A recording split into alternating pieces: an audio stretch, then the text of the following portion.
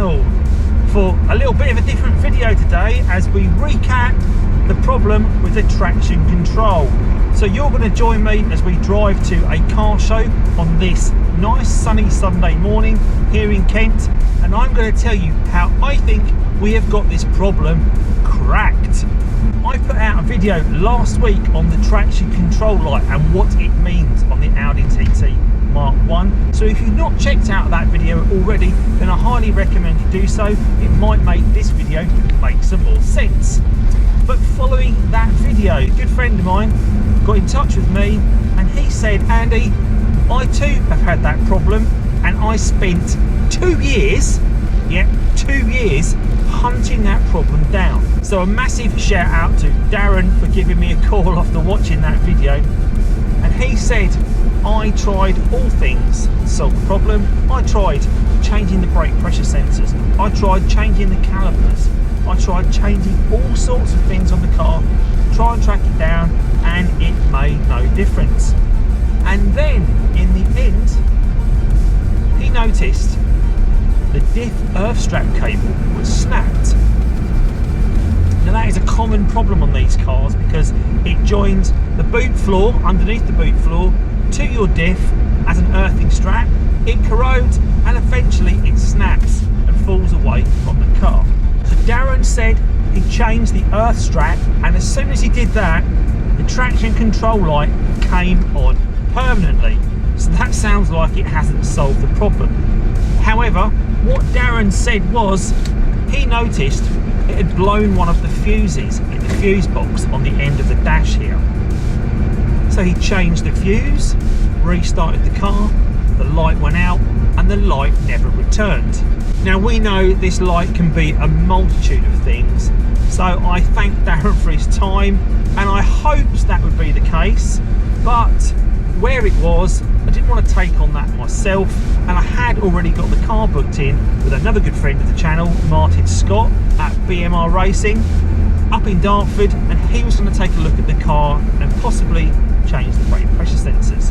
And being the great mechanic that Martin is, he said sure, he would take a look at that first, and if the earth strap was causing a problem, he would let me know. Very early on Monday morning, I drove the car to Dartford, and Martin took a look at it for me. He scanned the car and he saw that there was a problem with the brake pressure sensors, or so it was telling us, and he said if it is that, it's a bit of a pig of a job.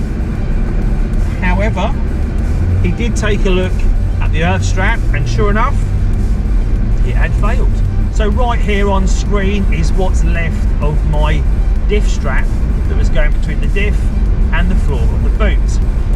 So when Martin looked at it, he said, yeah, it's come away, and only that, it's crumbled in his hand, and the stud that attaches to the bottom of the boot had also sheared off from the car. So he welded me a new 8mm stud to the floor of the boot and put a new braided flexi cable on as an earth strap, and hopefully that had solved the problem. Interestingly though, he said the light has come on permanently now, so we're probably looking at changing the brake pressure sensors next. But it reminded me what Darren had said. He'd done the same job and the light had come on permanently. He'd looked at the blown fuses, fixed those, and the light had not come on since. The next day, Martin checked the fuse box and pointed out that one of them looked like it had blown but fused back together somehow. He changed that out and the light went out. He road tested the car and it didn't come back on. So he called me and he said, look, I think the problem may be resolved. Come and take the car away, see how you get on with it, and if the light doesn't come back on, maybe we've fixed it. Looking at what's involved in changing those brake pressure sensors, I was quite relieved because they are seriously hidden away on the master cylinder. It's a fairly labour intensive job and a bit of a pig to do. And I've driven 100 miles in this car, which is a lot of miles for this car, since that has been done, and the light has not come on once. So that looks like it solved the traction control issues on this car. So that could be a much cheaper fix for the brake pressure sensor problem on this car. And it also sounds like the brake pressure sensor indication is spurious. Today I am driving to So today I am driving to Rochester for the Kent and Southern TT Owners Meet. Again, that's going to add possibly another 50 or 60 miles onto the car, which is another good test for the light. So far, that light still hasn't come back on. So let's take a look at the cars that are on display today.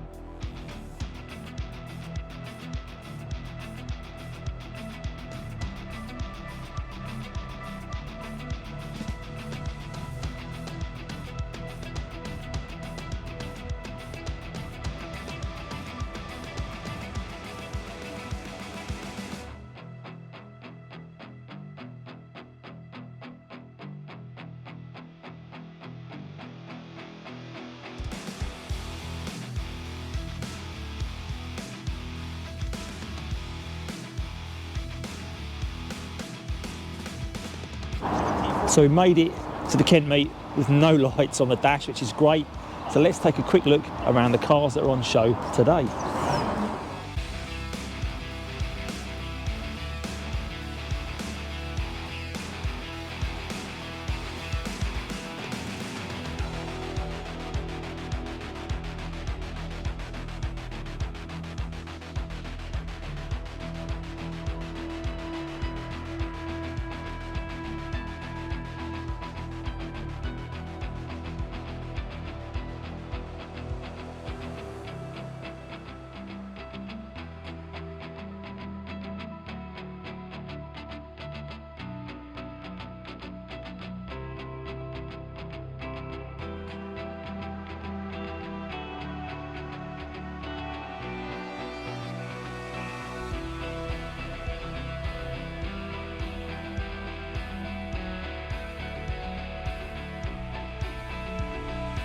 Well, people are starting to leave now, so I think it's time for me to jump back in the car and head home and follow these guys as they leave the show.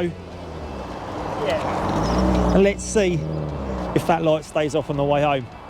Fingers crossed. Well, what a great collection of cars we've had today, and it's been fantastic to meet so many new people and so many new cars, but the big success story for me today has been the light has stayed off yet again. So I think we've finally got the light problem sorted. That fix is a relatively cheap fix in the grand scheme of Audi TT Mk1 jobs, and I'm happy that I've got it resolved without too much fuss.